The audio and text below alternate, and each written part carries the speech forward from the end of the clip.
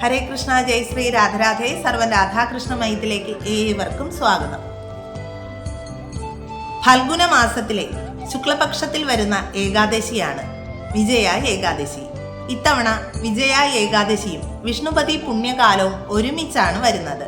അതായത് ഫെബ്രുവരി 13 തീയതി വെള്ളിയാഴ്ച ദിവസം. അപ്പോൾ എല്ലാവർക്കും തോന്നാം, എന്താണ് ഈ വിഷ്ണുപതി പുണ്യകാലം എന്ന് പറയുന്നത്?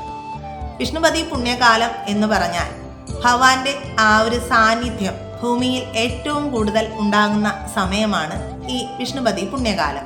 ഇത് വർഷത്തിൽ 4 തവണയാണ് ഉണ്ടാകാറുള്ളത്.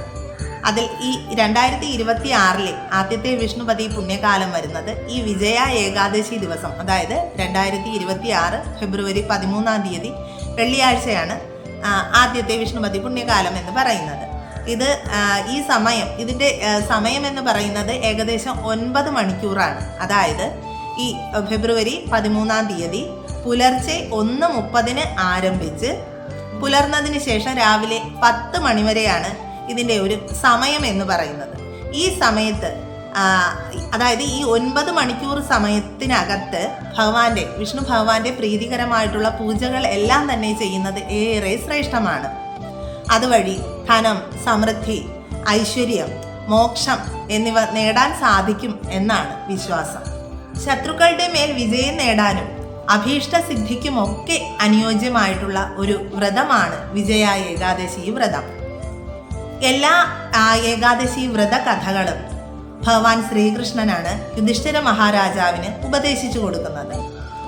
ഈ വിജയ ഏകാദശിയുടെ പിന്നിലെ വ്രതകഥ എന്ന് പറയുന്നത് ഭഗവാൻ ശ്രീരാമചന്ദ്രദേവൻ വളരെ കൃത്യനിഷ്ഠയോടുകൂടി യഥാവിധി ഈ വിജയ ഏകാദശി വ്രതം അനുഷ്ഠിച്ചത് കൊണ്ടാണ് അദ്ദേഹത്തിന് രാമസേതു നിർമ്മിക്കുവാനും ലങ്കയിൽ എത്തിച്ചേർന്ന് രാവണനെ വധിച്ച് സീതാദേവിയെ വീണ്ടെടുക്കാനും ഒക്കെ സഹായിച്ചത്.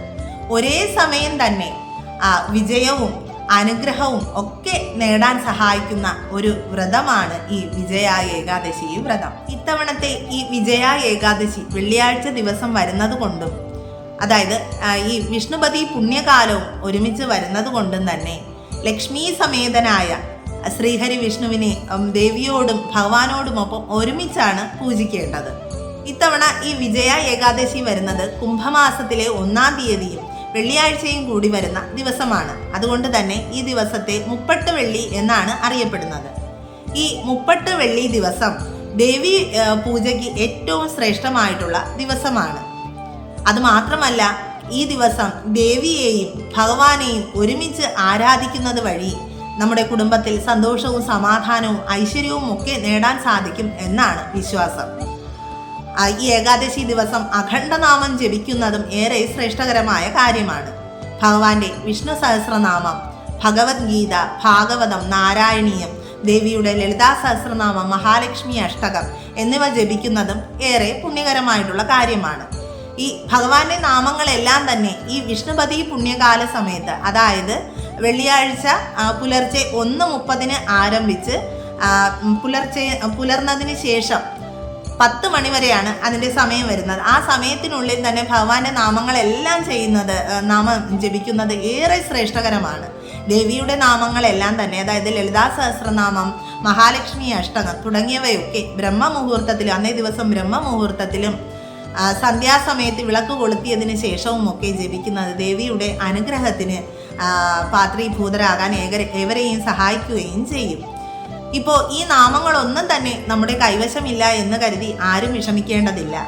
ഈ വിഷ്ണുപതി പുണ്യകാല സമയത്ത് ഭഗവാന്റെ കലിസന്ധരണ മന്ത്രമായ ഹരേ കൃഷ്ണ മഹാമന്ത്രവും ദേവിയുടെ അതായത് പുലർച്ചെ ഈ ബ്രഹ്മമുഹൂർത്തത്തിൽ വിളക്ക് കൊളുത്തിയതിന് ശേഷം, സന്ധ്യാസമയത്ത് വിളക്ക് കൊളുത്തിയതിന് ശേഷം പ്രാർത്ഥിക്കാനായിട്ട് മഹാലക്ഷ്മി ദേവിയുടെ മന്ത്രമായ ഓം ശ്രീം നമ എന്ന മന്ത്രവും 108 ഉരു വീതം ജപിക്കുന്നത് ഏറെ പുണ്യകരമായിട്ടുള്ള കാര്യമാണ്.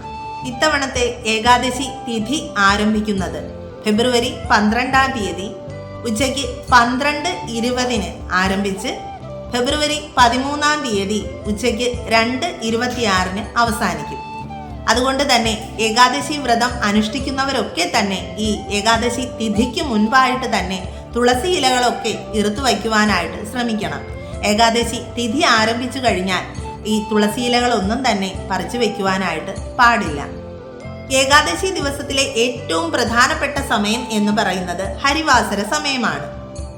ഈ സമയം ഭഗവാൻ ലക്ഷ്മി സമേതനായിട്ട് ഭൂമിയിൽ ഉണ്ടാകും എന്നാണ് വിശ്വാസം. അതുകൊണ്ട് തന്നെ നമ്മുടെ വായൊക്കെ ശുദ്ധമാക്കി വെച്ച് ഭക്ഷണ സാധനങ്ങളൊക്കെ ഉപേക്ഷിച്ച് ഭഗവാന്റെ നാമസങ്കീർത്തനങ്ങളിൽ ഏർപ്പെടാനായിട്ട് ശ്രമിക്കുക. ഇത്തവണ ഹരിവാസര സമയം വരുന്നത് ഫെബ്രുവരി 13-ാം തീയതി രാവിലെ 7:55 മുതൽ രാത്രി 8:50 വരെയാണ്. ഈ ഏകാദശി ദിവസം ഈ വ്രതം അവസാനിപ്പിക്കുന്നതിനെ അല്ലെങ്കിൽ ഏകാദശി വ്രതം അവസാനിപ്പിക്കുന്നതിനെ പാരണ വീടുക എന്നാണ് പറയുന്നത്. ഇത്തവണ പാരണ വീടേണ്ടുന്ന സമയം എന്ന് പറയുന്നത് ഫെബ്രുവരി 14-ാം തീയതി ശനിയാഴ്ച രാവിലെ 7:03 ആരംഭിച്ച് 9:20 അവസാനിക്കും. ഈ സമയത്തിനുള്ളിൽ നമ്മൾ എടുത്തു വെച്ചിരിക്കുന്ന വെള്ളത്തിൽ നേരത്തെ തന്നെ ഇറുത്തു വെച്ച തുളസിയിലയും ഇട്ട് ഒരു നുള്ളു അരിയോ മലരോ അതിലിട്ട ശേഷം ഈ ഭഗവാന്റെ മന്ത്രമായ ഭോക്ഷേഹും പുണ്ഡരീകാക്ഷ ശരണം മേ ഭവാച്യുത എന്ന മന്ത്രം ഉരുവിട്ടുകൊണ്ട് ഈ തീർത്ഥം സേവിക്കുക. അതുവഴി നമ്മുടെ വ്രതം അവസാനിക്കും. എങ്കിലും ഏകാദശി ദിവസമല്ലാതെ ഈ ദ്വാദശി ദിനത്തിലും ദശമി ദിനത്തിലും ഒരിക്കൽ മാത്രം അരിയാഹാരം കഴിക്കുന്നതാണ് ഏറെ ഉത്തമം. ഏവർക്കും വിജയ ഏകാദശി വ്രതം അനുഷ്ഠിക്കുവാനുള്ള ഭാഗ്യം ഭഗവാനും മഹാലക്ഷ്മി ദേവിയും നൽകട്ടെ എന്ന് പ്രാർത്ഥിച്ചുകൊണ്ട് സർവം ശ്രീ രാധാകൃഷ്ണാർപ്പണമസ്തു. ജയ് ശ്രീ രാധേ രാധേ.